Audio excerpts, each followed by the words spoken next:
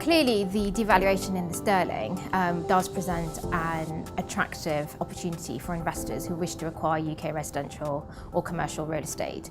I think that commercial property with strong covenants and good yields will continue to be attractive.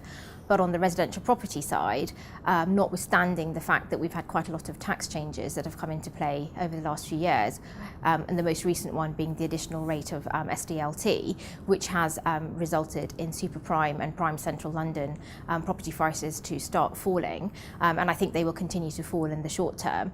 I think the economic climate is of course very different to what we had in 2008 and 2009, and experienced international investors will be alive to that and will wait for the right property to come on the market before they go in for their acquisition. So at Taylor Wessing, we're very excited about the opportunities that are presented in this sector for international investors. For example, the London art market, our view is that it will continue to be buoyant in the short term at least. We have a very attractive tax base here for art to be sold here. And if you add that on with the sterling devaluation, clearly this is a positive sign for investors who wish to start acquiring art. On the other side, you can also look at perhaps classic cars, for example. They continue to remain an interesting asset class. Over the last few years, they have outperformed quite a lot of other different asset classes. I think there is a real opportunity here for international investors who want to come into the UK or expand their UK footprint.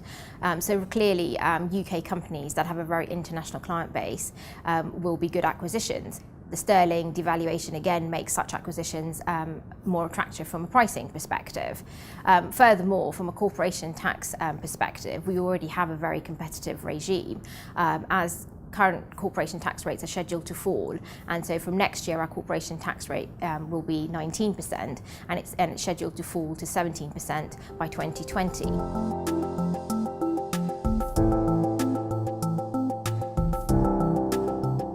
For some months now, our long-term UK resident foreign domicile clients and we have been waiting for legislation, or in fact further information, to be published by the government in relation to the fundamental non-dom changes that they announced last summer.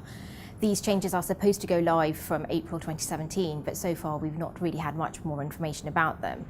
One does think, following the result in relation to the referendum, we are at a situation where perhaps the government is much more keen to retain talent and encourage additional capital to come into the UK. Perhaps this is a sign that they are reconsidering their position in relation to these changes. Perhaps they will defer the changes.